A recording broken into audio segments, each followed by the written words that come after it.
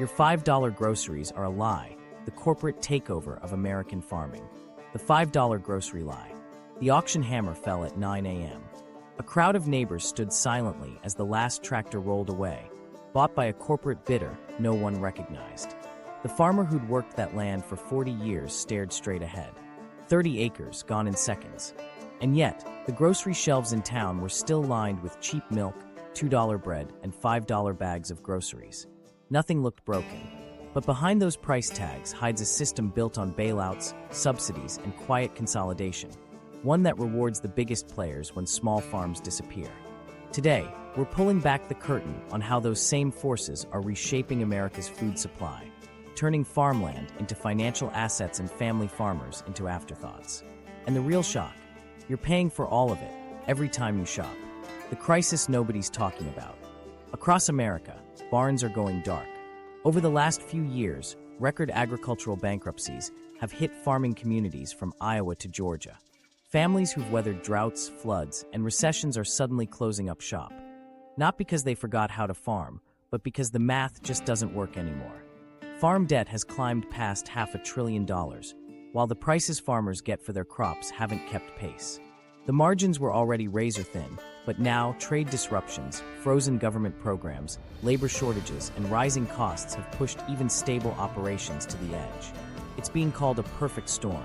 But that phrase doesn't do it justice. It's not one disaster, it's several arriving together. Take trade wars. 20% of the food grown in the U.S. gets sold abroad, often under long-term agreements that let farmers plan their crops with some certainty. When those deals got tangled in tariff battles, entire shipments vanished overnight. Soybeans that used to sail to China sat in silos for months. Farmers still had to pay for seeds, fertilizer, and equipment, but now they had no buyers and shrinking loans. One farmer in Illinois described it simply. We planted promises, and they rotted. Then the safety nets disappeared. In theory, federal programs exist to help stabilize these markets. Crop insurance, grant programs, and aid packages were meant to keep essential food production secure. But this time, thousands of those contracts froze. Bureaucratic budget shifts meant that checks vanished halfway through the season. According to industry groups, more than 30,000 farmers had already finished projects that were supposed to be reimbursed, only to discover that the funds were being postponed or reassigned. And unlike large operations, small family farms don't have cash reserves to bridge that gap. They run on loans that must be paid every season, and banks are tightening credit because of falling prices. So when programs got delayed, it wasn't just inconvenient, it was existential. A single missed support payment meant a foreclosure notice. Meanwhile, energy costs, fuel, and fertilizer prices all climbed, swallowing what little profit was left. Input costs rose faster than yields. Most farmers know this business swings like a pendulum, but lately, the swings haven't been symmetrical. The bad years hit harder, the good years don't fully recover, and every bailout promised to fix things somehow ends up making consolidation worse. That's because the real game isn't just about food, it's about capital. When Washington announces relief payments, it's usually big farms that qualify for the biggest checks. The average consumer hears farmer bailout and imagines a struggling family operation saving the family land. But in reality, corporate-scale farms, some worth hundreds of millions, collect the lion's share. Those companies have accountants who know how to structure subsidiaries to qualify multiple times over. It's legal. It's also devastating for competition. The moral hazard runs deep. When the biggest players know they're too essential to fail, they take bigger risks. They expand land purchases, push smaller operators into selling, and absorb even more market share. That's how moral hazard works. It removes fear from those with the most power. And that cycle now defines American agriculture. The irony is brutal. At public hearings, the images are almost always the same: weathered farmers in denim caps pleading for help. The optics matter. Politicians can justify spending billions when desperation looks human. But the policies those programs create often channel the biggest benefits straight back to corporate headquarters, not rural communities. So even as heartbreaking stories fill news segments, the relief checks quietly reinforce the structure that caused those stories in the first place. This is how consolidation hides in plain sight. Economists call it scale efficiency. Lawmakers call it modernization. But in practice, it means the erasure of local agriculture. When small-town farms close, it's not just livelihoods lost. It's the collapse of an entire ecosystem of suppliers, mechanics, and local banks. Once those are gone, they rarely come back. And it's not just policy failure. Consumer behavior plays a role too. Over decades, Americans have been trained to expect cheap groceries as a kind of national birthright. Prices that never rise by more than a few cents at a time are politically convenient. But that illusion doesn't come free. Someone is paying for it, just not at the checkout line. It's paid through taxpayer subsidies, deficit spending, and lost livelihoods. The affordable price of food is built on invisible debt. The crisis extends beyond the farms. Rural hospitals close because populations evaporate. Schools shrink. Property taxes rise for those left behind. A declining farm region isn't a few lost jobs. It's a chain reaction that ripples through every part of small-town America. To outsiders, agriculture can look like any other industry hitting a rough patch. But the truth is, it can't simply pivot. Manufacturing can outsource, tech can reboot, but you can't download soybeans or automate cornfields in the same way. Land stays put, and so do the people attached to it, until the debt pushes them off it. And when that happens, what replaces them isn't another farmer down the road. It's an investment group, headquartered states away, with spreadsheets measuring yield-to-debt ratios instead of soil health. There's a quiet tragedy in the math here. Every time a small farmer sells out, a local community loses knowledge, independence, and identity. What replaces it is efficiency without humanity. Industrial-scale logistics managed by people who may never see the fields they own. And yet, the public conversation barely touches this. The data exists, the bankruptcies are public records, but national attention rarely lingers. Agriculture crises don't trend unless there's a natural disaster to go with them. If this collapse had a name or a hurricane, maybe people would notice. Instead, it's happening silently, one foreclosure at a time. To truly understand how this could spiral so quietly, we have to follow the incentives that made it inevitable. Every time a big farm is rewarded for risk, while a small one is punished for caution, we shape the kind of agriculture America gets. The more dependent the system becomes on subsidies and bailouts, the less resilient it grows. It's a slow poisoning, prosperity replaced by dependence. This is the crisis nobody's talking about. It isn't just an economic collapse. It's an identity crisis for a nation built on the self-image of the family farm. And as the numbers drop, as rural Main streets empty, one painful truth keeps emerging. Even if the next bailout arrives, it will arrive too late for the people it was meant to save, and right on time for those who have been waiting to buy the land left behind. The family farm myth that's fooling everyone. For decades, politicians and cereal boxes have told the same story, that America's food is grown by small family farms. The image sticks: a red barn, a worn pickup, maybe a dog running beside a tractor. It's comforting. It feels honest. But it's not the full picture. According to the U.S. Department of Agriculture, 86% of farms in America are classified as small family farms. It sounds like proof that the heartland is still alive and well. But the USDA's definition hides an uncomfortable truth. Most of those farms are statistically irrelevant to the country's food supply. Here's the catch. To qualify as a farm, a piece of land only has to generate $1,000 in sales a year. That's about the value of 2 used tractors or a part-time vegetable stand at a weekend market. Tree farms, horse pastures, even large hobby gardens count. Technically, that couple selling pumpkins in October from their driveway, they're part of the official census of family farms too. The result is a data set that inflates the number of small farms while minimizing how little food they actually produce. That's the sleight of hand nobody questions when politicians quote the numbers. Because even though these small operators make up the overwhelming majority on paper, they control less than half the farmland, and only 17% of total agricultural production. The remaining output comes from large-scale family operations that look less like a family business and more like regional corporations. Many of these aren't families in the traditional sense at all. They're multi-generational investment groups managing thousands of acres through holding companies, with operations run by hired managers and accountants instead of relatives. So why keep the family farm label alive? Because it's the marketing backbone of federal policy. The image of hardworking families scraping by under the sun keeps public sympathy strong for every bailout and subsidy package that follows. When people see congressional hearings filled with worn ball caps and sun-creased faces, they don't think of legal entities with tax attorneys and shareholders. They think of neighbors. And that emotional distinction is what makes the entire system function. Industry lobbyists know this. When they advocate for new insurance programs, drought relief, or loan guarantees, they frame it as protecting America's family farmers. It's a moral argument as much as an economic one. Nobody wants to vote against neighbors putting food on the nation's tables. Yet the majority of those funds flow toward the farms big enough to hire lobbyists in the first place. The romantic language is a shield built to hide the growing consolidation of agriculture under corporate control. Large farms have mastered the loopholes. Some split themselves into multiple smaller entities, allowing each to qualify for separate caps on federal assistance. Others invest in off-farm agribusinesses that profit from the very subsidies they receive.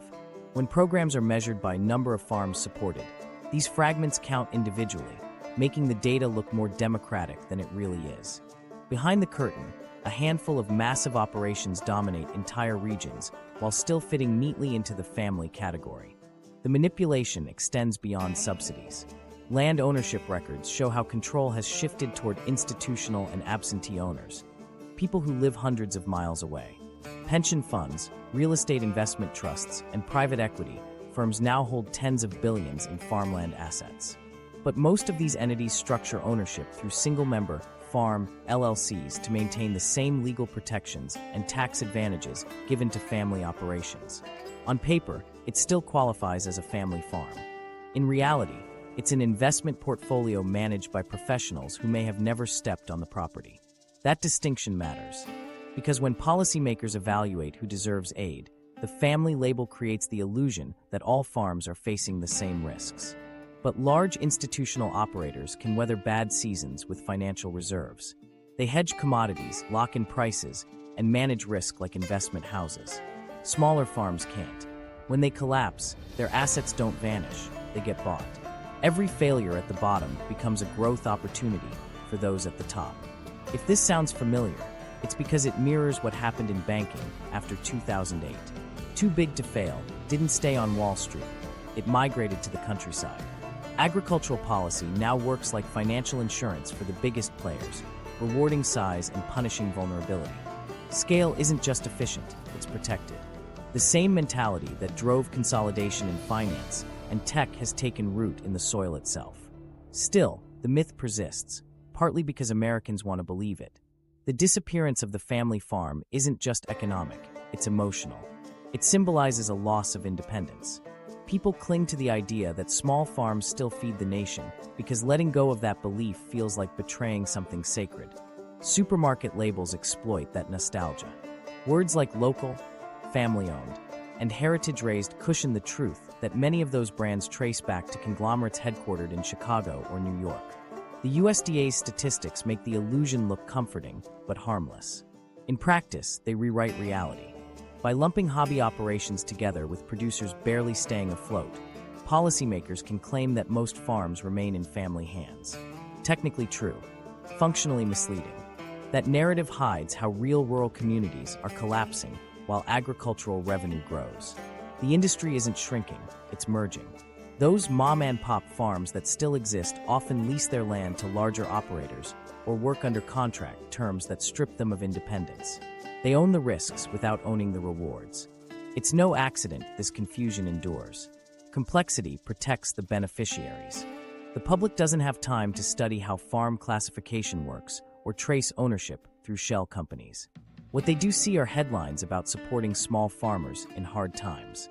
So federal checks keep going out, and voters keep feeling good about saving the heartland. It's the perfect feedback loop of empathy, misunderstanding, and exploitation. For the families who genuinely fit the old definition, the system offers little rescue. They sit in meetings where billion-dollar operators flood the same programs meant to keep local agriculture alive. They wait months for payment approvals that never come. They sell land, equipment, sometimes even their homes, while hearing politicians praise family farm resilience. The phrase stings because everyone in the room knows which families are actually being protected and which ones are being replaced. The family farm myth works precisely because it's emotionally bulletproof. No one wants to be the politician who votes against it or the consumer who questions it. The language of nostalgia silences criticism. It makes consolidation sound like heritage.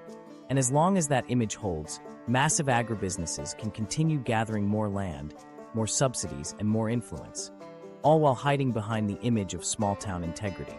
What this means is that the public believes they're sustaining a tradition, when in truth, they're financing its funeral. Every dollar meant to keep small farms alive strengthens the financial machinery that sweeps them away. And by the time the numbers catch up to reality, the land will already belong to another corporate entity registered under a wholesome name like Family Acres LLC. The myth still fools almost everyone because it doesn't just disguise who owns the land. It disguises what the land has become, a financial instrument wearing the uniform of a family enterprise. And until that illusion breaks, every crisis, every bailout, and every policy debate will unfold under a story that no longer matches the soil it claims to protect. Trade wars. When politicians play with your food. The first sign of trouble showed up in shipping reports, not the news. Cargoes of American soybeans bound for China stopped leaving port.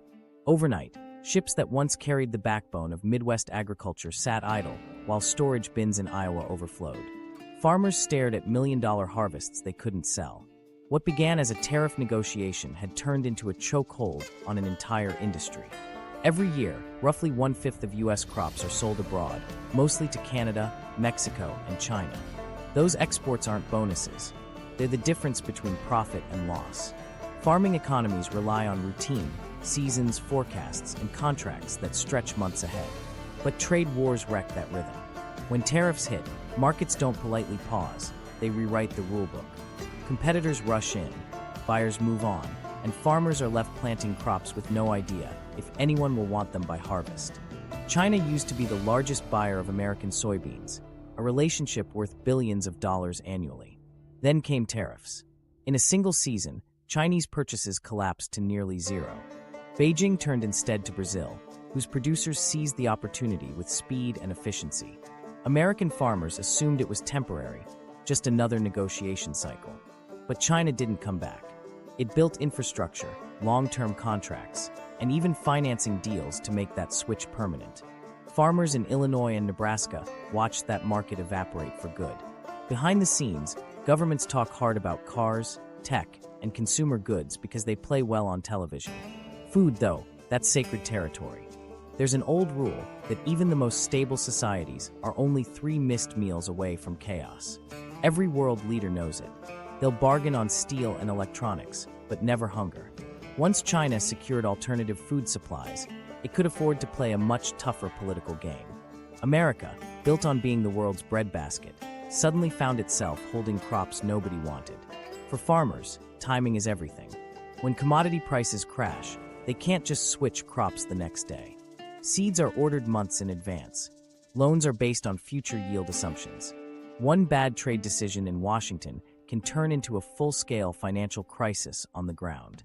That's what happened across the Midwest. Elevators filled faster than exports could move, forcing some farmers to store grain in improvised outdoor piles that later rotted. Insurance covered only a fraction.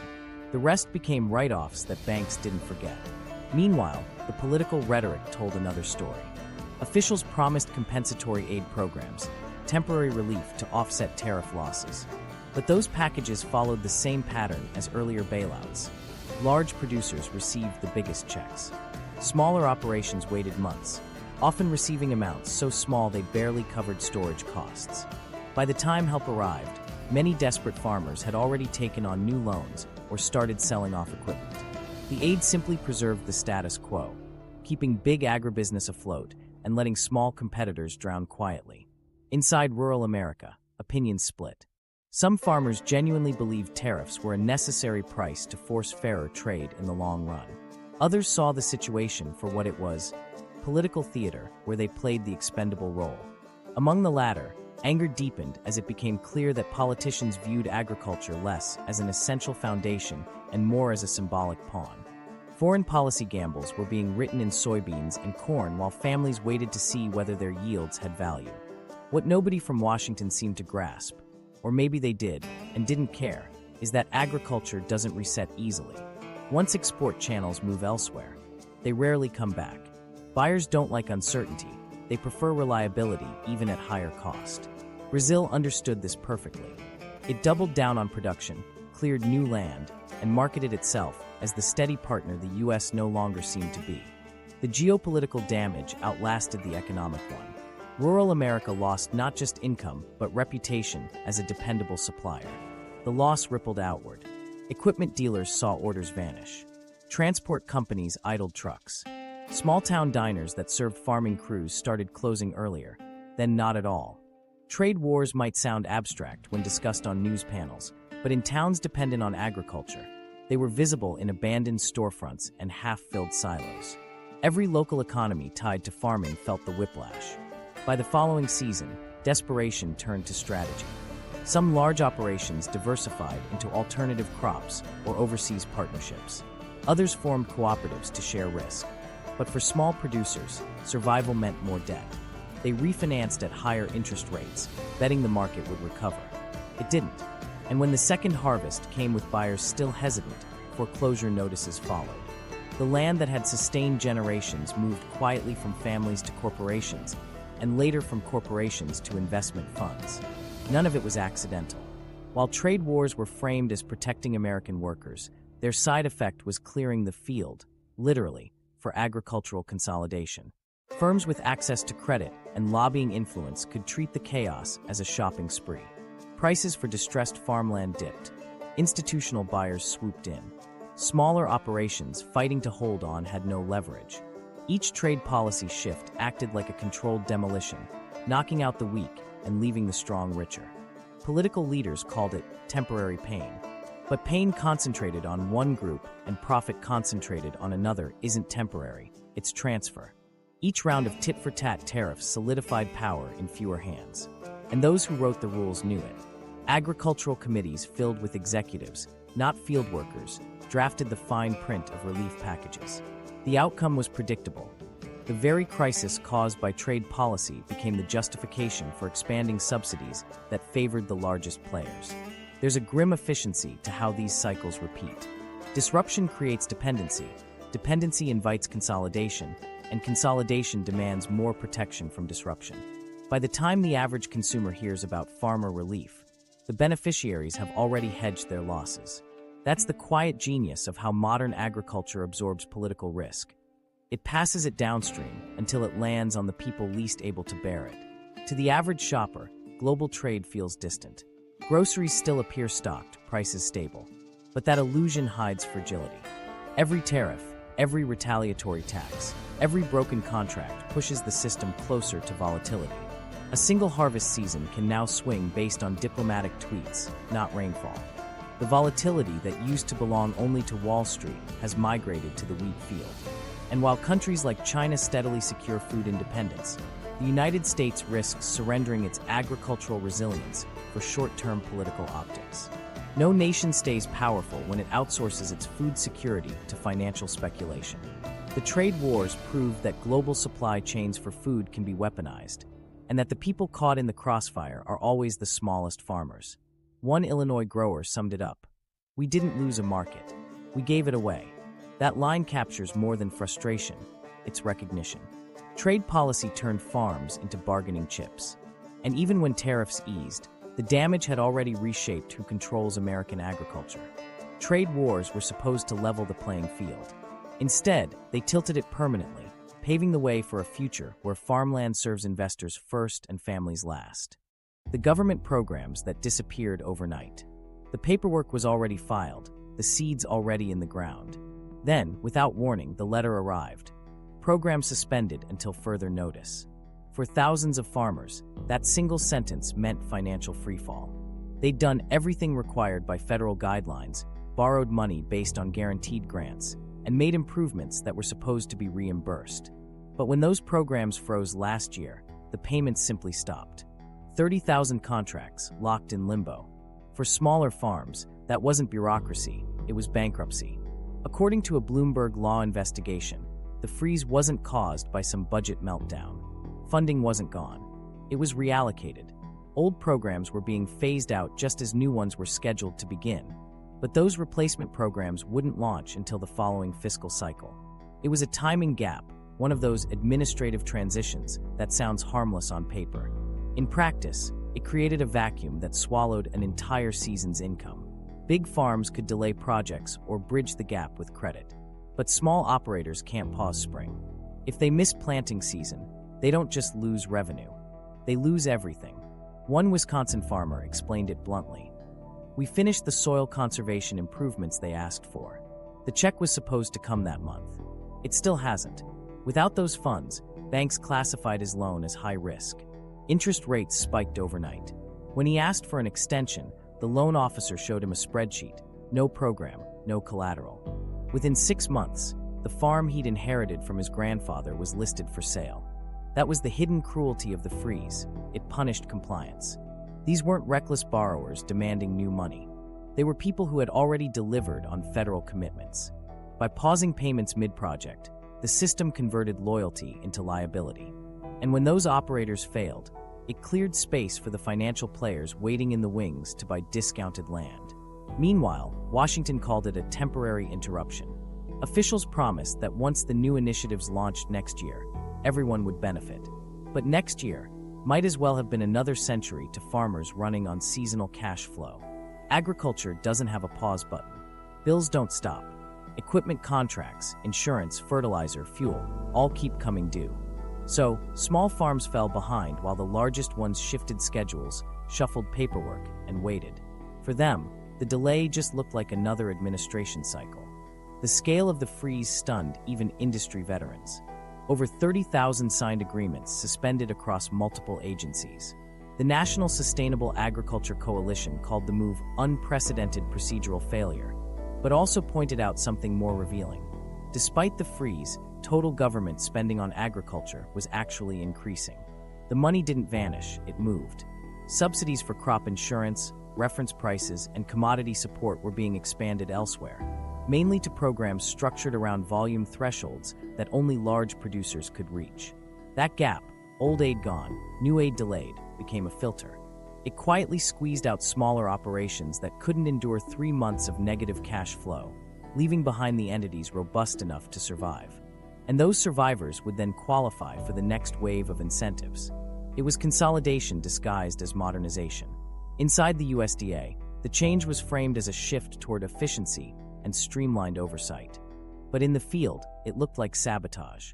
Contracts for conservation, renewable energy upgrades, and organic transition support all froze. Farmers who'd installed irrigation systems or converted pastures expecting reimbursement watched their debt loads explode. Many owed vendors they couldn't pay because government reimbursements were part of the deal. For bigger farms, that debt was a rounding error. For a 150-acre family operation, it was a death sentence. The consequences spread like drought. Equipment dealers couldn't collect payments. Local co-ops lost members. County lenders pulled back on farm credit entirely, wary that more programs might be temporarily suspended. Communities that once relied on USDA cost-share programs for basic improvements saw progress grind to a halt. One North Dakota county estimated that 80% of its pending rural development projects were stalled, waiting for programs that never restarted. Politically, it was easy to overlook. The timing coincided with news cycles dominated by tariffs and climate disasters. A frozen paperwork system sounded dull compared to floods and wildfires. But in some ways, this bureaucratic stall did more permanent damage than any storm. Natural disasters destroy property. Policy mishaps destroy trust. For farmers who live by long-time government, assurances that trust was their final safety net. And here's what made the blow even sharper. While the small operators begged for payments due, institutional farms were already planning how to leverage the new ones. Large agribusinesses hire teams to track federal rule, changes the way traders follow market news. Before the new programs even launched, they were preparing to apply at scale. By the time funding resumed, the entrants best positioned to capture it were the ones least harmed by the gap. The delay had become a sorting mechanism. To outsiders, this looks like incompetence. But viewed through the lens of incentives, it's almost elegant. Each policy change, each temporary freeze, gently tilts the system toward concentration. When the dust settles, policymakers announce that participation numbers are down, efficiency is up, and oversight has improved, all technically accurate. What they don't mention is how much land changed hands along the way. A farmer from Kansas said something that stuck. They say the check's coming. They never say who it's coming to. That line captures the absurdity perfectly. The official rhetoric still celebrates the producers feeding America, but the majority of aid now feeds balance sheets. It's moral hazard wrapped in bureaucracy. When institutions know that payment streams are guaranteed to resume, they can afford to wait out the storm. Real farmers can't. Even worse, the restructuring encourages future instability. Every freeze sets a precedent, proof that interruptions aren't fatal to the system, only to its smallest participants. Agencies plan transitions, expecting casualties. They call it market adjustment. In reality, it's attrition as policy. When the new Farm Bill finally activated later that year, government spending on agriculture hit record highs. But the landscape had already changed. Thousands of farmers exited before they could collect. Their land didn't go fallow. It was acquired, sometimes by neighbors, sometimes by investment firms using agricultural partnerships to secure tax advantages. On paper, those acres remained productive. In practice, rural ownership shrank again. The cruel math worked like this. A frozen program created panic.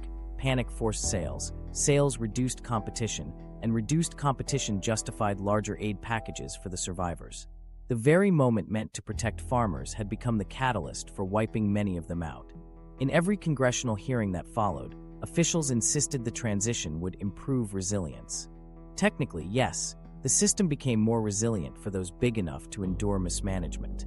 For everyone else, it was proof of what moral hazard looks like in real life.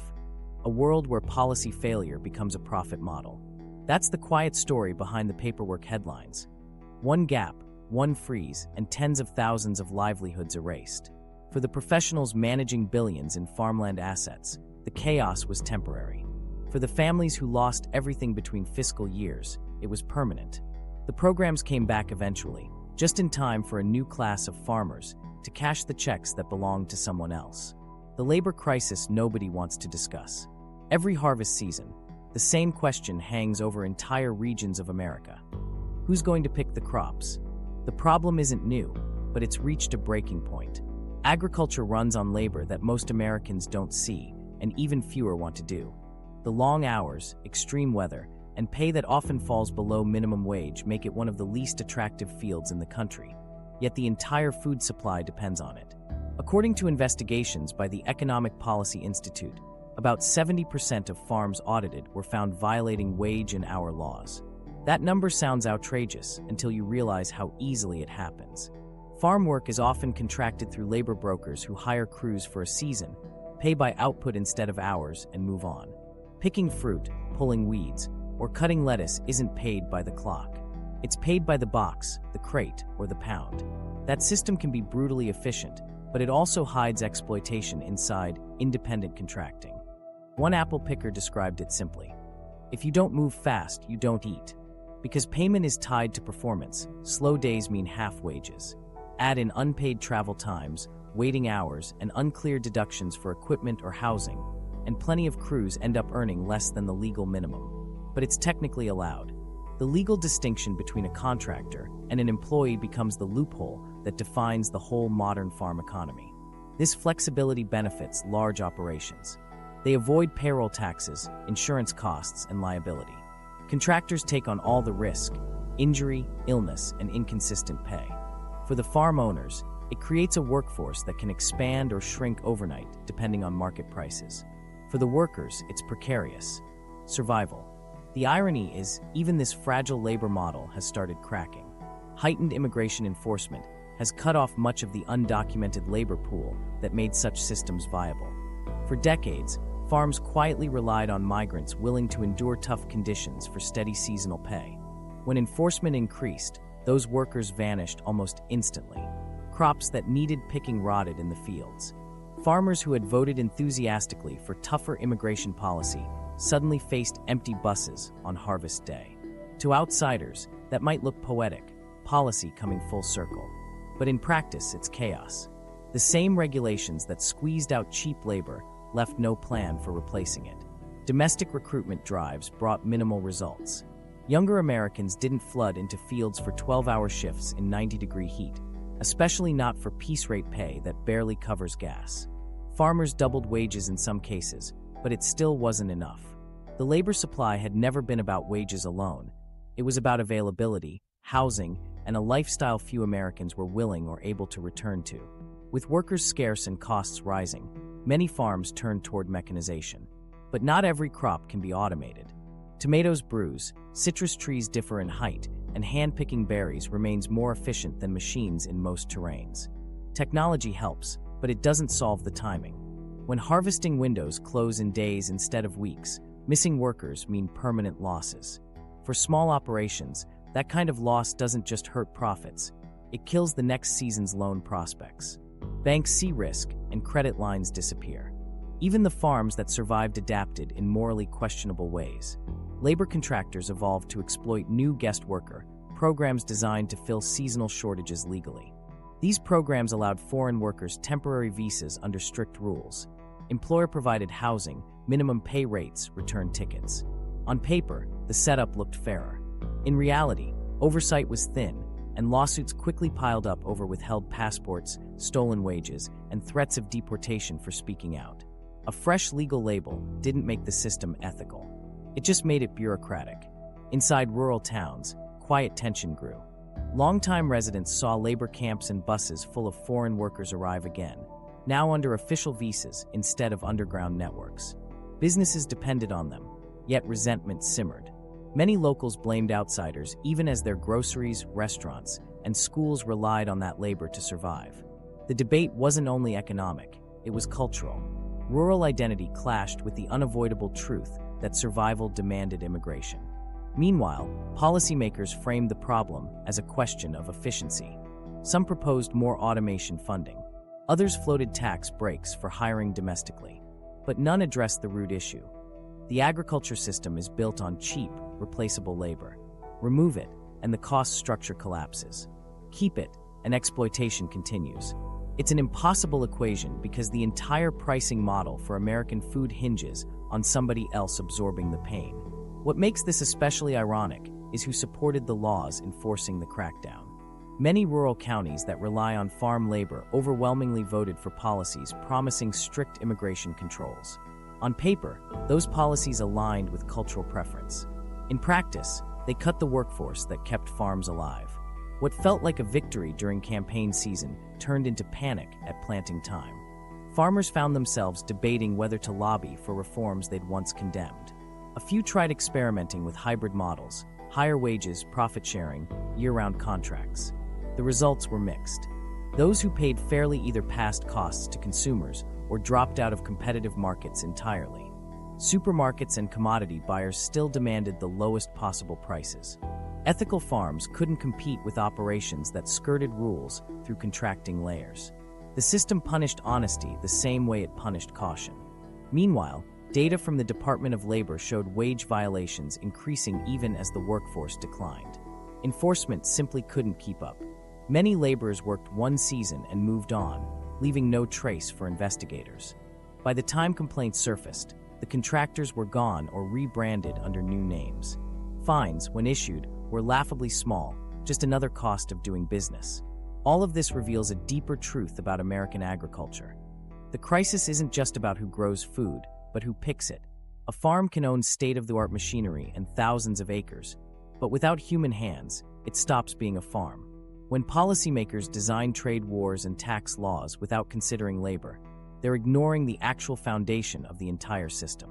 What's happening now is exposure. The illusion of infinite cheap labor is breaking.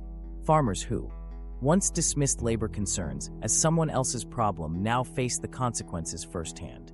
Those same political and economic choices that favored low wages and tough enforcement left them stranded with fields full of unharvested crops. And the industry's response is telling.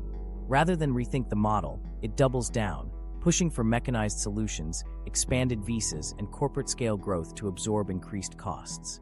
Each adaptation erases another layer of small family operations that can't afford the capital or compliance burdens. So the labor crisis isn't temporary, it's structural. It's what happens when an industry treats people as expendable inputs and then realizes it's run out of people. For the corporations, it's an inconvenience with a solution robots, subsidies, or lobbying. For the rural families who once depended on those jobs or those farms, it's another reminder of who this system was built to serve. Everything that looks like inefficiency to a corporate investor, seasonal uncertainty, community ties, human wages, is precisely what made traditional farming resilient. Strip those away, and you're left with a machine that feeds wallets instead of people. The fields will still grow food. The groceries will stay cheap a little longer. But behind every low price is an empty bunk, a lost visa, and a farmer counting on labor that no longer exists. From farming to land speculation. In a quiet stretch of Nebraska countryside, a farmer sits at his kitchen table staring at two spreadsheets. One shows the year's harvest returns, a few $1,000s after costs. The other lists the rising value of his farmland, worth hundreds of thousands more than last year alone. The contrast is absurd. The crops paid almost nothing. The dirt beneath them made a fortune. Across the country, that same realization is spreading. Farming no longer makes money through food. It makes money through land. According to USDA data, cropland appreciated by roughly $270 per acre in a single year. The average revenue from harvesting that same acre was only about $25 before expenses. That difference has turned thousands of farmers into reluctant real estate speculators. For many, the actual act of growing food has become a side business, a necessary pretext for holding an increasingly valuable asset. It didn't start out that way. For generations, land ownership represented stability, identity, and a way to pass something tangible to the next generation. But as government support programs and tax policies shifted, holding land became more profitable than working it. Direct payments, insurance guarantees, and disaster relief all attached to acreage, not to effort. So the more land you hold, the more secure your income, regardless of what you grow. One grower from Kansas described the new logic like owning rental property that happens to produce corn instead of tenants. The soil earns its keep through appreciation and government checks, not yield. He half-joked that the smartest business decision was not farming too hard, because a poor year brings subsidies and a good year brings higher property taxes. It's funny until you realize it's true. The pattern intensified after recent tax reforms. Capital gains deferrals on farm sales and favorable inheritance rules made liquidation attractive for aging farmers. Combine that with accelerated depreciation on equipment and nearly endless deductions tied to land investment, and the math sends a clear message. Exit now, cash out, let someone else plant the corn. Selling a field can produce more income in one transaction than decades of harvests ever could. And so a quiet sell-off began. Some left willingly, treating retirement sales as reward after hard years. Others sold out of necessity as debt piled high. Either way, the buyer pool shifted. What used to pass between neighbors now flows to regional holding companies, investment partnerships, and agriculture-focused funds. Flip through rural property listings, and you'll see names that sound wholesome. Harvest Partners, Prairie Equity, Heartland Investments, but many trace back to urban offices managing billion-dollar portfolios. Inside the industry, consultants whisper about the new land rush. Platforms like AcreTrader, Farm Together, and Farmfolio promise ordinary investors a slice of farmland profits. The pitch is simple. Farmland always appreciates, it's inflation-resistant, and it's easier than owning rental properties. Investors can buy fractions of a field the same way they'd buy tech stocks. Online dashboards show yield projections, soil ratings, and expected tax benefits. To the farmer leasing that ground, it looks the same. To the system, it's a transformation of purpose. Food production becomes a byproduct of asset management. Policy encouraged this without admitting it. The same tax cuts marketed as relief for middle-class farmers also made farmland irresistible as a speculative instrument. Deferred gains and favorable income treatment apply equally to corporate entities. High-net-worth investors realized they could combine those advantages with steady appreciation and rent payments. While local farmers fret about fertilizer prices, hedge funds quietly collect dividends from the same soil. Economist Sarah Tabor has described this shift from first-hand experience working with farm operations and advising on policy. She points out that most working farms today earn more from government programs and asset appreciation than from crop profits. In her words, it's turned into a business of land with a side hustle in agriculture. The incentives reward ownership, not cultivation. Farmers who stay in the game chase programs instead of yields, conservation grants, infrastructure credits, carbon payments. The irony runs deep. Sometimes they profit most by not growing anything at all. That logic goes way back. The novelist Joseph Heller satirized the phenomenon decades ago with the character paid to not grow alfalfa. The government rewarded absence, and the farmer got rich off nothing. It was fiction then, it's accounting now. Modern equivalents appear in set-aside programs that compensate landowners for maintaining fallow acreage or meeting environmental criteria. Those policies have legitimate environmental aims, but paired with land speculation, they ensure payment even when markets collapse. The result is an industry where producing less can mean earning more. This isn't an underground economy, it's a celebrated one. Financial magazines publish articles calling farmland a stable inflation hedge. Real estate firms hold webinars teaching investors how to structure agricultural partnerships to minimize tax exposure. Banks advertise AG investment portfolios that guarantee steady passive income. Rural landscapes once built on sweat equity are now spreadsheets in capital management firms. The transformation changes behavior on the ground. When land becomes primarily an asset, short-term soil health and long-term community ties fade in importance. Leasing arrangements replace ownership pride. Investors want predictable returns, not experimentation or costly regeneration projects. Tenants, knowing their leases may end in a few years, minimize improvements. Fertility declines, diversity fades, and irrigation decisions prioritize yield this quarter, not sustainability in 10 years. The market efficiency that investors love silently erodes the land's resilience. At the same time, speculative demand inflates prices so high that genuine farmers can't enter. Young growers face median per acre costs they'll never finance with crop revenue. Even established mid-size operations hesitate to expand because the debt service outweighs profit potential. Meanwhile, outside investors treat price spikes as confirmation that farmland is hot. It's the same spiral familiar from housing markets. Ownership shifts upward, affordability vanishes, and locals become renters in their own communities. Government behavior reinforces the cycle. Subsidy calculations depend on acreage and market participation, so large holders collecting rent on thousands of acres still qualify. Each bailout year the payments grow, justified as stabilizing national food security, but functioning as guaranteed income on appreciating real estate. For those with deep pockets, moral hazard becomes a business model. Farm the taxpayer as carefully as the fields. What gets lost is the purpose of rural economies. Towns rely on active farmers who buy equipment, hire hands, and send kids to local schools. Asset-driven owners do none of that. The economic ripples shrink to a surface shimmer. High paper wealth with hollow communities beneath.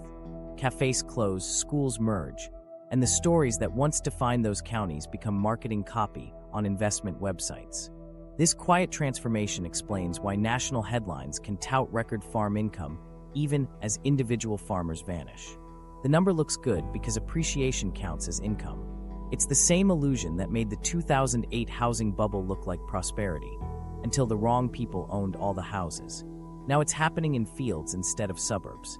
And while much of America debates rising grocery prices, the real profit isn't in the food itself.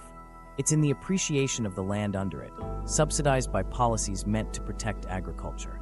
That's what makes the situation so resilient.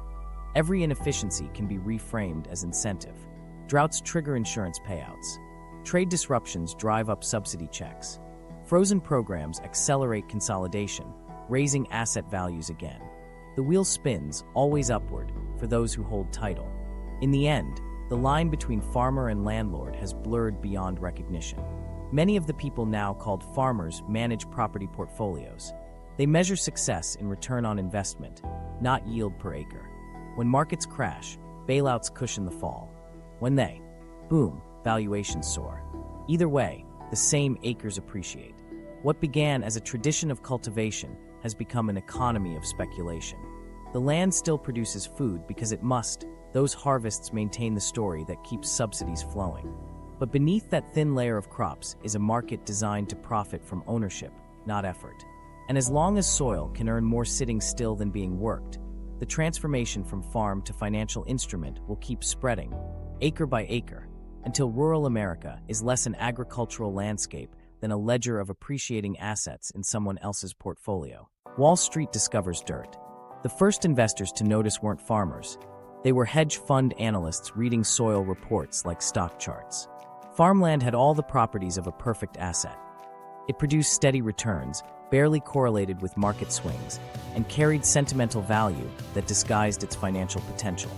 By 2019, financial conferences that once ignored agriculture were hosting panels on dirt as a diversified asset. The audience wasn't growers. It was bankers in suits eyeing wheat fields the way they used to eye tech startups. They called it the institutionalization of agriculture. What it really meant was turning farmland into a securitized product. Fintech platforms like AcreTrader, Farm Together, and Farmfolio emerged to make the process simple enough for anyone with a credit card and curiosity. With a few clicks, investors could buy fractional ownership in properties across Iowa, Kansas, or Arkansas. No plowing, no pesticide, no labor, just quarterly updates and returns linked to rents or appreciation.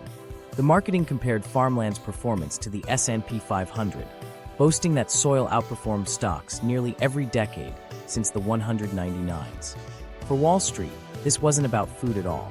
It was about stability. During volatile markets, farmland held value. During inflation, it rose faster than cash. During crises, it earned sympathy instead of outrage. A portfolio built on cornfields looked wholesome, patriotic even. And with generous federal crop insurance guaranteeing baseline returns, the risks were socialized. Private investors could extract profits from a system underwritten by public money. Tax reform sealed the deal. Deductions for agricultural operations applied equally to investment vehicles. Deferred gains, accelerated depreciation, and Section 1031 exchanges let wealthy buyers roll profits from one property into another indefinitely. It was monopoly with real soil. Each year's farmland inflation translated into collateral for buying more land, pushing prices higher and locking out local bidders entirely. Inside the trade, brokers nicknamed the strategy by the dip season. Whenever droughts, policy freezes, or trade wars drove families to sell at discounts, investors jumped in. The chaos that devastated small operators looked like opportunity to funds sitting on capital. A North Carolina manager described it proudly to a reporter. Farming has cyclical pain. We buy pain. Those three words explain everything. AcreTrader and its rivals marketed inclusion, ordinary people owning pieces of productive land. But behind each fractional farm listing was often a larger holding company linked to institutional money. The platforms were pipelines channeling small retail investors' cash into syndicates run by seasoned funds. Each new investor entry expanded liquidity, letting large stakeholders reposition quietly without spooking markets. The farmland democratization story masked consolidation under a friendly digital face. The synergy with government policy wasn't coincidence. The same lawmakers promoting rural revitalization also benefited from farmland investments. Campaign contribution records show overlapping donor lists between agribusiness committees and venture capital groups funding these fintechs. Investors understood how to lobby. They didn't need to care about wheat, they just needed to shape how subsidies flowed. Every new payment floor or insurance guarantee padded the underlying asset value they owned. Policy became price support. On the ground, the transition changed everything. The new landlords rarely lived nearby or knew the tenants personally. Lease agreements standardized. Human relationships disappeared. Instead of seasonal flexibility, farmers signed multi-year contracts designed like corporate leases, full of clauses protecting investor returns. Rent followed inflation, not crop performance. Late payment penalties replaced neighborly tolerance. Local families that once shared equipment now competed for leases they themselves had previously owned. The platforms added technological gloss. Investors logged into dashboards showing aerial imagery, yield projections, and impact metrics about sustainable practices. It looked modern and data-driven, but those greenwashed metrics didn't measure community survival or soil longevity. They measured optics, how to make finance look regenerative. If a property checked the box for reduced tillage or cover crops, it earned a sustainability badge investors could flaunt. Meanwhile, tenants desperate to keep leases paid for those environmentally friendly adjustments out of pocket.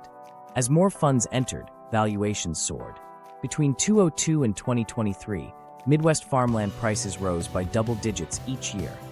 far faster than commodity prices.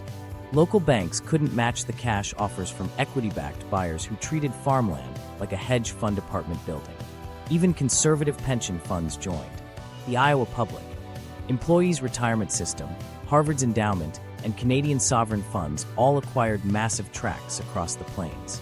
Owning food production had become the new definition of stable wealth. For small-town observers, the dynamic felt eerily familiar. Powerful capital buying tangible assets after a crisis. First housing, then healthcare, now food. But farmland offered something those earlier asset classes never did: political immunity. No one accuses cornfields of greed. By framing investment as partnership with rural America, Wall Street turned speculation into virtue. The social effects were more subtle. At first, farmers liked the stability of leasing from well-funded landlords who paid on time and maintained equipment credit lines. But over time, profits flowed outward. Rent checks landed in corporate accounts. Dividends shaped urban retirement portfolios. Local dollars, once recycled through hardware stores and cafes, exited the community instantly. The landscape stayed the same, yet the economy drained away unseen. Eventually, the investors grew bolder. Some funds launched direct operating arms, turning from landlords into producers. They hired agronomists, bought machinery fleets, and used algorithmic forecasting to plan rotations. Drones replaced dog-eared notebooks. Precision agriculture became the buzzword, bridging finance and technology. Fields were managed like stock portfolios. Inputs optimized, risk hedged, outputs commoditized. It worked on spreadsheets. The soil had no say. Critics warned this approach stripped farming of resilience. By maximizing short-term returns, investors encouraged monocultures and chemical dependency. Environmental costs rose quietly: nitrate runoff, soil compaction, biodiversity loss. But under investment accounting rules, those weren't liabilities. They were someone else's problem, deferred indefinitely, just like capital gains taxes. The political narrative stayed rosy. Officials celebrated innovation in agricultural finance. Press releases praised fintechs for bringing new liquidity to rural communities. The truth, very little of that liquidity stayed rural. Each transaction extracted another fraction of autonomy from local families. Every sale that looked voluntary was really capitulation to structural debt and inflated land values. The buyers didn't steal the farms, they priced them out of reach. Meanwhile, farmers themselves joined the game out of necessity. Some bought fractional stakes in properties they used to own outright, rationalizing it as better than nothing. Others became small investors in distant counties, hoping to ride the same appreciation wave, destroying their neighbors. A few got lucky, most didn't. The market rewarded those who treated soil as stock, not heritage. The cultural reversal was almost complete. A century ago, banks used farmland as collateral for loans to help farmers. Now farmers act as collateral for loans helping banks. When capital values dip, funds don't worry about missed harvests, they worry about yield curves and interest spreads. Agriculture has become financial theater projected across millions of acres. The irony is that this model was sold as democratization. But democratization through markets always favors those with the most to invest. When ordinary investors own 1/40th of a field, they don't control anything. They merely subsidize liquidity for institutions moving in the background. The structure mirrors fractional home rental platforms where property crowdfunding drove gentrification. Only here, the victims are not tenants. They're farmers watching their sovereignty dissolve through legally binding leases overseen by algorithms. The long-term implication is quiet dependence. Once a farm becomes part of an investment vehicle, it rarely exits. Securities laws and partnership restrictions make it cumbersome to relocalize ownership. The land is trapped in legal amber, permanent yield instrument secured by the expectation of eternal federal support. For the investors, it's beautiful. For rural America, it's captivity. Still, the marketing works brilliantly. Every investor pitch leans on the same photos: sunrise over silos, children playing in wheat stubble, red barns freshly painted. None of it shows the corporate logos on the deeds.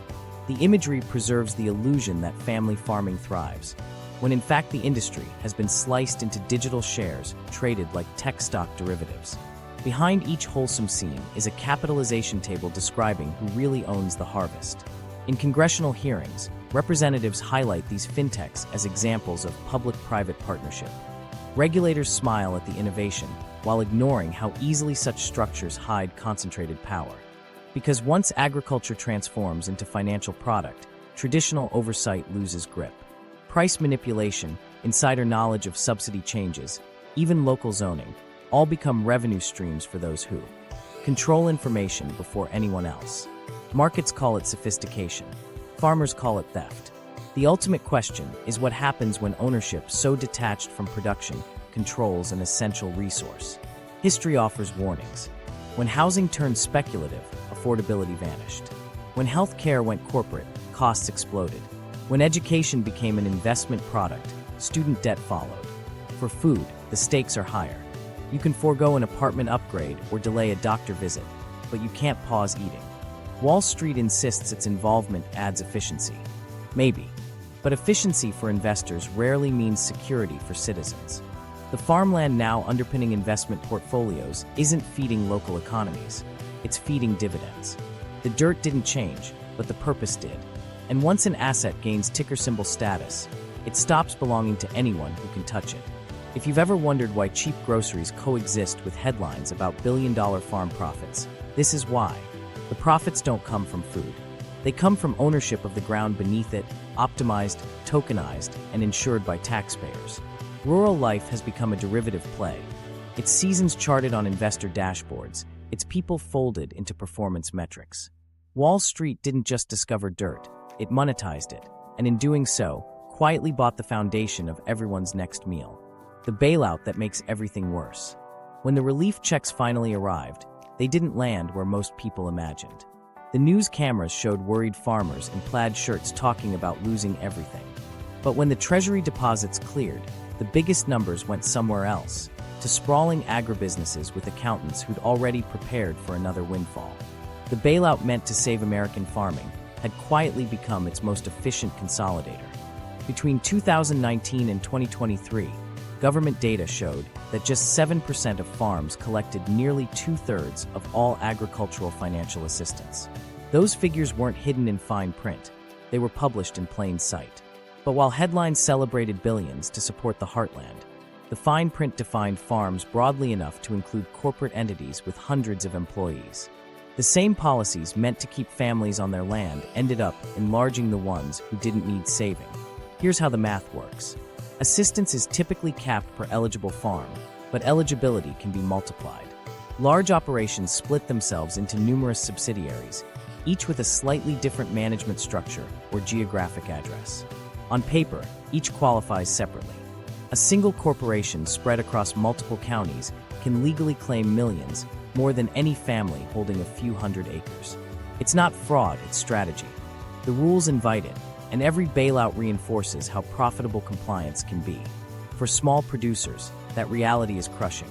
They fill out the same applications, meet the same criteria, and wait in the same lines at county offices, only to receive a fraction of the support. Some get nothing because funding pools run dry before their forms are processed. Others receive token checks, a few $1,000s against debts in the hundreds of thousands. Meanwhile, neighboring megafarms use fresh bailout funds to refinance loans, expand acreage, or upgrade machinery. The inequity isn't an accident. It's a design that rewards scale as safety. Politicians defend these outcomes with familiar arguments. They say large farms feed the nation, provide stability, and maintain export competitiveness. But that logic ignores who built that stability in the first place. Family-run farms carried decades of risks before being labeled inefficient. Now, efficiency just means concentration. Fewer players holding more power, heavily insured by the public purse. This is where moral hazard stops being an academic phrase and becomes an everyday reality. When executives at billion-dollar operations know that federal rescue is inevitable, risk management turns optional. They plant marginal fields, over-leverage equipment, and chase speculation because losing no longer hurts. If a season collapses, relief checks arrive. If profits soar, private investors keep everything. Heads they win, tails taxpayers pay. Some insiders admit it outright. Former agriculture officials describe stabilization funds as a polite way of saying backstop for the consolidated.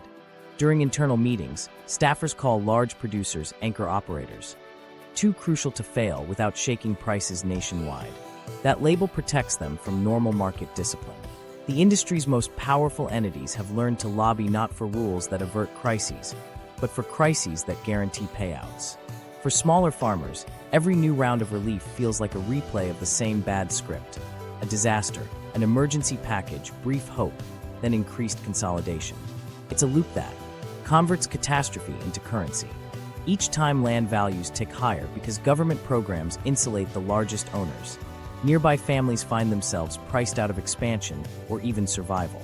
The result is predictable: a shrinking pool of eligible applicants controlling ever more acres.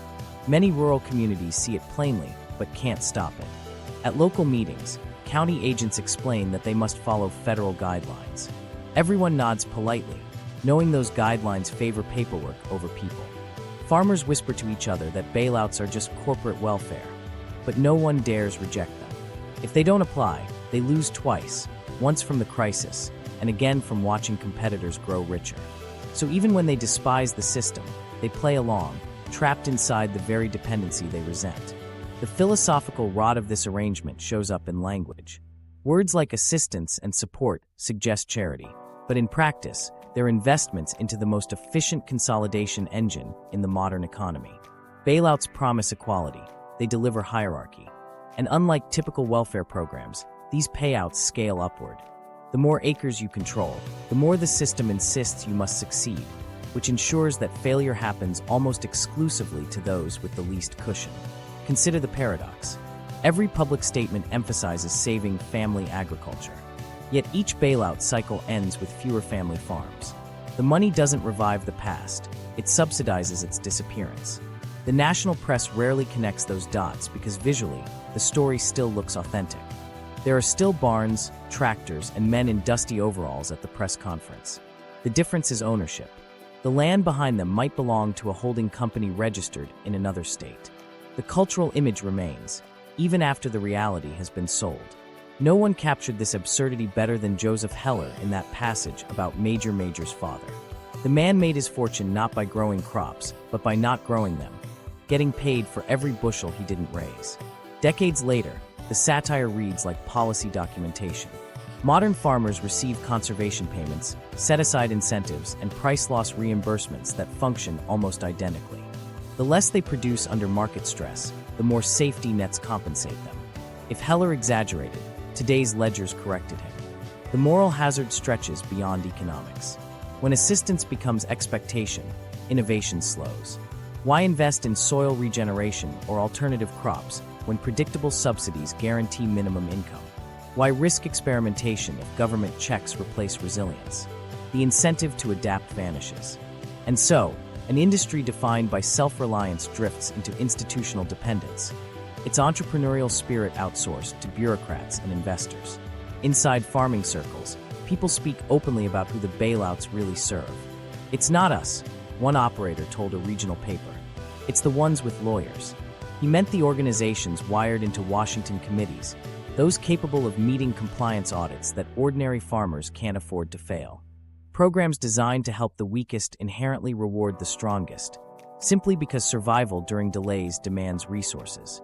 That's how every rulebook built for fairness ends up functioning as a funnel. Each new crisis strengthens this funnel. During drought years, insurance payouts cover only those who bought extensive coverage unaffordable to small producers. During tariff wars, export compensation favors high-volume shippers.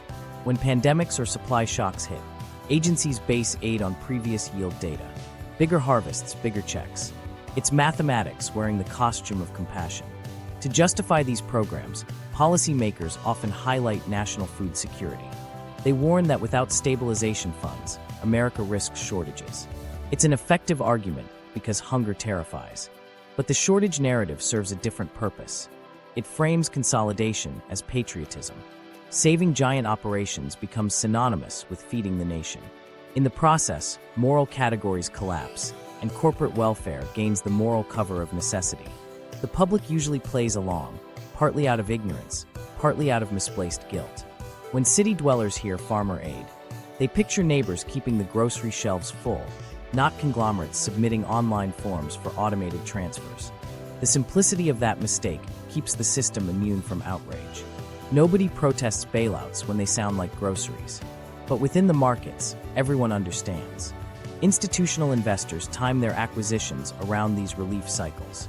They know that each bailout inflates land values and strengthens collateral for future loans. To them, a flood or trade war isn't just weather, it's opportunity. When capital sees chaos as signal rather than threat, disaster turns into strategy. Farms become chips in a game only the well-funded can play. The rhetoric of fairness persists because it works.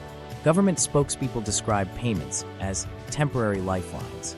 Economists package them as essential stability mechanisms. News anchors quote rural representatives talking about preserving the American way of life. But quietly, that way of life transforms into a financialized ecosystem of rent extraction. The soul of rural America is now benchmarked against return on equity. In public hearings, a few dissenting voices still warn that concentration makes the system brittle. They point out the obvious. If subsidies ever stop, food production could seize up overnight because the incentives no longer align with actual farming. But those warnings fade beneath the noise of lobbyists predicting apocalypse if budgets shrink. The fear of empty shelves is politically stronger than the evidence of empty towns. Bailouts didn't start this consolidation, they perfected it. They transformed emergency relief into permanent infrastructure, embedding dependence so deeply that change looks dangerous. And every successive round carries the same aftershock. Small farms gone, large ones larger, investors richer. The paperwork might call it stabilization, but rural communities call it surrender. Still, hope lingers in quiet corners. Cooperative movements, local food networks, and regenerative growers fight to break free by bypassing subsidy loops entirely. They sell directly to consumers, avoid high-interest debt, and reject government checks that come with invisible strings. Their success stories are small but revealing. They prove the system's imbalance isn't natural. It's engineered. Yet without structural reform, their resilience remains anecdotal, exceptions that highlight what's been lost. The grim truth is that corporate agriculture doesn't need to improve profitability through efficiency anymore. It just needs consistent bailouts framed as moral duty. As long as the public equates saving farms with protecting families, policymakers can deliver billions to balance sheets with impunity. Each crisis resets the clock, each payment raises asset prices, and each sale consolidates control over the land that feeds the country. By the time the next relief bill passes, most of the original family farmers will already be gone. Their names might remain on signposts, but the entities behind them will be trusts, venture funds, or shell corporations leasing to tenants. From a distance, the fields will look unchanged. Corn will still rustle, silos will still gleam at sunset, and grocery stores will still advertise locally sourced. Yet underneath those colors is the quiet machinery of bailout economics, an engine that keeps turning catastrophe into capital until nothing independent remains to save. The consolidation endgame. At a livestock auction in Missouri, bidders barely raise their hands. The same investment group wins lot after lot, adding another 1,000 acres to its holdings. The pace feels mechanical. 5 years ago, 3 neighboring families would have split this land. Now it's one buyer, one logo, and another rural county tilting further toward monopoly. Across the American countryside, this scene repeats daily. The family farm isn't vanishing through collapse anymore. It's being bought, sliced, and absorbed by capital that doesn't farm at all. According to census data, the United States lost roughly 10% of its farms in the past 5 years alone. The decline isn't a natural cycle. It's a direct result of everything that came before. Skewed bailouts, speculation, policy gaps, and financial engineering.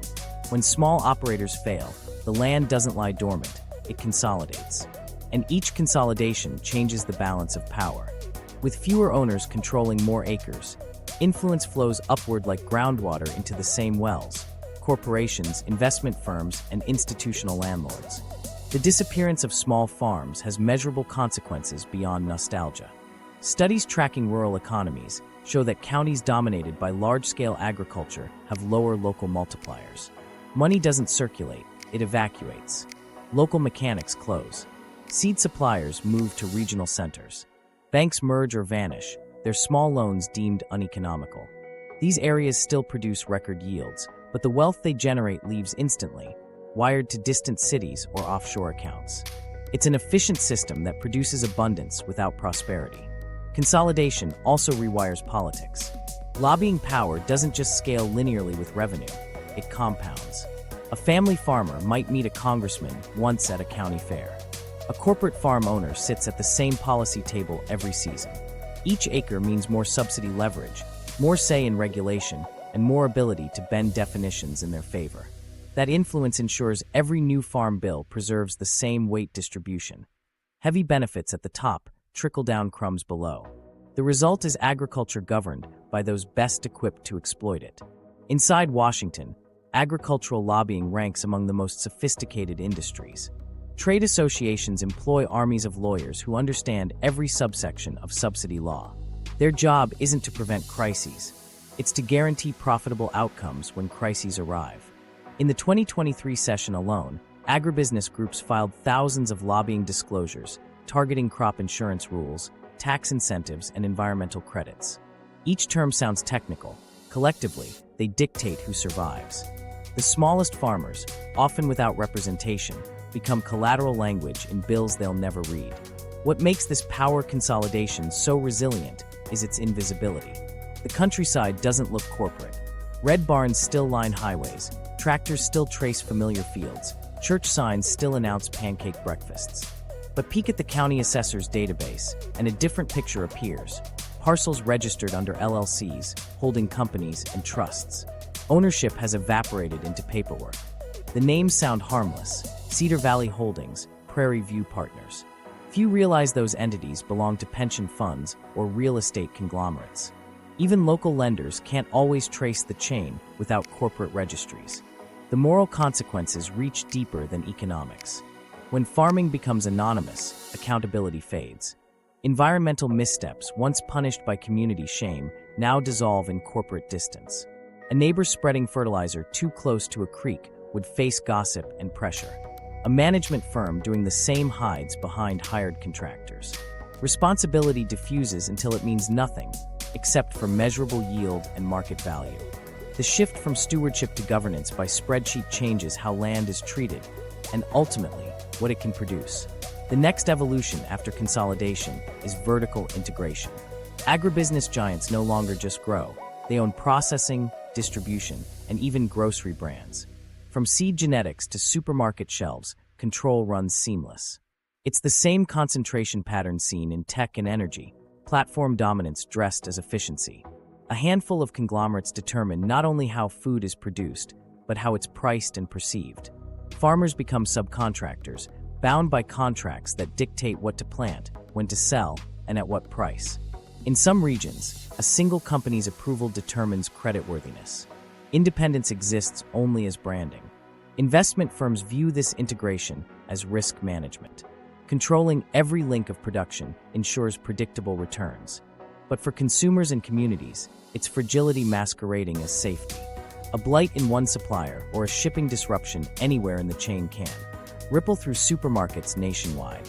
Decentralized small farms once cushioned that risk. Consolidation erased the buffer. The efficiency, saving costs on paper, amplifies systemic vulnerability in life. The pandemic years already proved how brittle centralized supply chains can become. Yet policy momentum keeps leaning toward bigger, tighter clusters of control. Institutional investors, meanwhile, have adopted a different language for agriculture. They don't discuss seasons or fields. They speak in asset classes, inflation hedges, and cap rates. Farmland joins commercial property, logistics centers, and data infrastructure as part of a diversified portfolio promising predictable yield. The firms don't particularly care whether corn profits rise or fall. What matters is asset appreciation and government-backed stability. If drought halts production, crop insurance and disaster aid fill the balance. Profit is detached from performance. When profit no longer depends on output, the purpose of farming shifts. Production becomes secondary to valuation.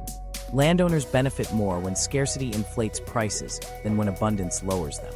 High consumer costs quietly become desirable outcomes because they increase asset power relative to wages. That's the terminal stage of consolidation, when food stops being nourishment or business and becomes rent extracted from necessity itself. It's capitalism perfected to the brink of absurdity. Politically, consolidation renders reform nearly impossible. Every meaningful proposal, labor reform, subsidy caps, competition enforcement, requires legislative courage that rural districts can't muster because their economies rely on the very giants they might confront. Local officials fear losing investment or campaign donations. Even voters, seeing jobs tied to industrial plants or processing facilities, hesitate to challenge concentration. Dependence has replaced representation. The countryside is full of people technically owning little pieces of an empire they can't influence. Still, resistance flickers. Cooperative networks, regenerative farming movements, and community-supported agriculture try to rebuild autonomy at microscale. Their models work economically, but struggle with access. Land prices inflated by speculative demand keep them peripheral. A 10-acre startup farm can feed hundreds, but it can't compete for acreage against funds managing billions. Some activists push for land trust models, preserving farmland from speculation through nonprofit ownership. These efforts show promise, especially near urban markets, yet cover microscopic fractions of the national map. In policy circles, talk of competitive balance surfaces every few years, usually after shocking bankruptcy data. Committees commission reports confirming what everyone knows.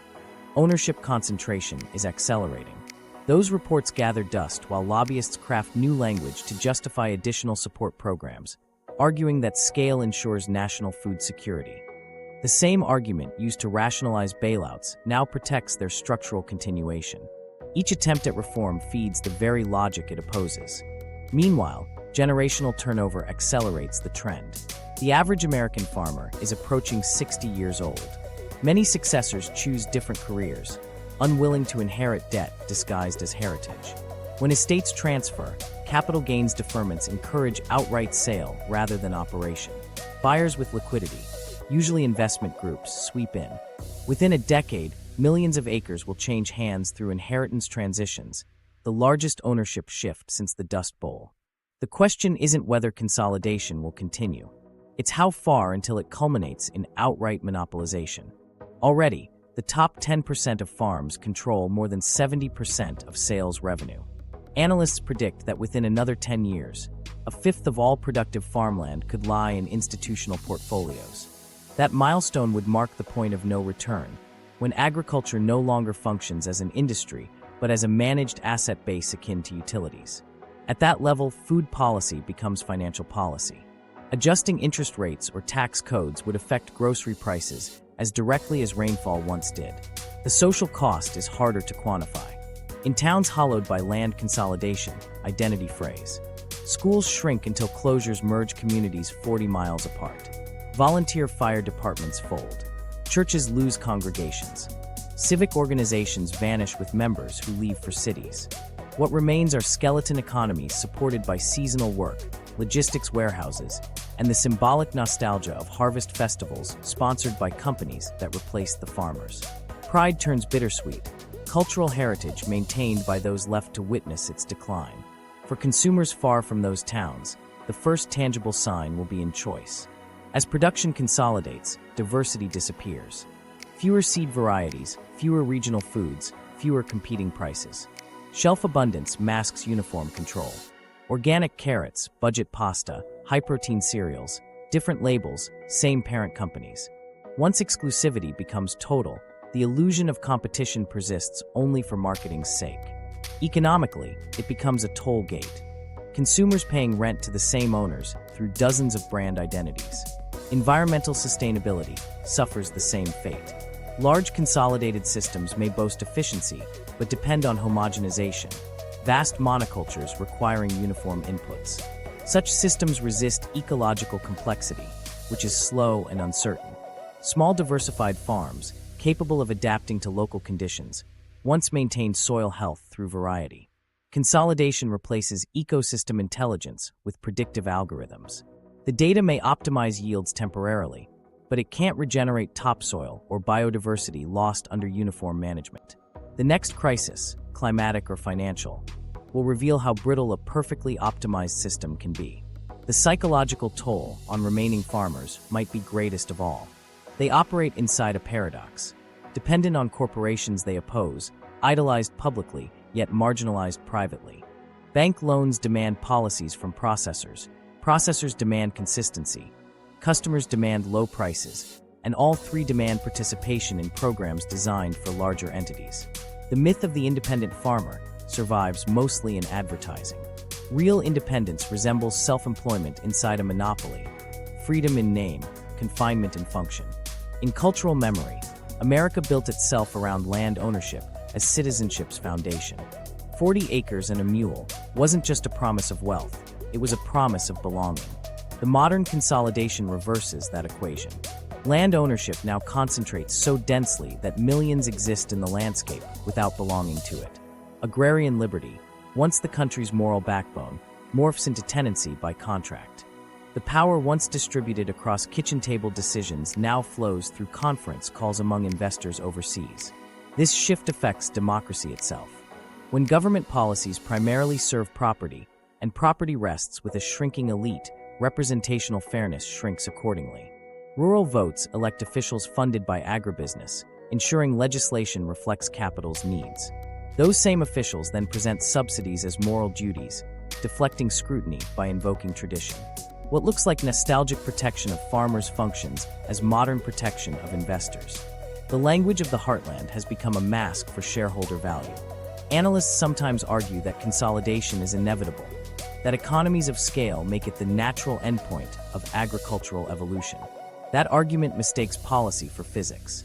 There's nothing natural about a system where public subsidies transfer wealth upward while calling it food security. It persists because incentives make it profitable. Change those incentives, and other outcomes emerge. But that requires confronting interests with deep pockets and deeper patience, something political cycles rarely sustain. For now, the trend keeps accelerating. Each acquisition strengthens the next. Each bailout inflates land values further. Each tax advantage binds ownership tighter. Consolidation has momentum, money, and moral cover. The few remaining independent farmers operate not as competitors but as remnants, living evidence of what once worked differently. The endgame isn't a single corporation owning all farmland. It's a network of interlocking entities sharing aligned interests, powerful enough to dictate national food and fiscal policy in tandem. At that stage, grocery prices, subsidy allocations, and even environmental regulations become variables in financial models, calibrated for shareholder satisfaction. Farming slips entirely beneath finance. From a distance, none of this looks dramatic. Fields still wave green in the summer heat, trucks still deliver grain, and grocery stores remain bright and orderly. But the ownership lines underneath those scenes have redrawn the American map. Rural landscapes, once divided by fences, are now divided by spreadsheets. The future of food belongs to whoever holds the deeds. And increasingly, those deeds live nowhere near the dirt they describe. What this really means for your wallet. The next time you grab those $5 groceries, remember the real cost isn't listed on the label. It's hidden in taxes, subsidies, and lost independence. Corporate control raises prices, limits choice, and turns daily necessities into investment products. Watch what happens when the same pattern spreads into housing, healthcare, and everything else.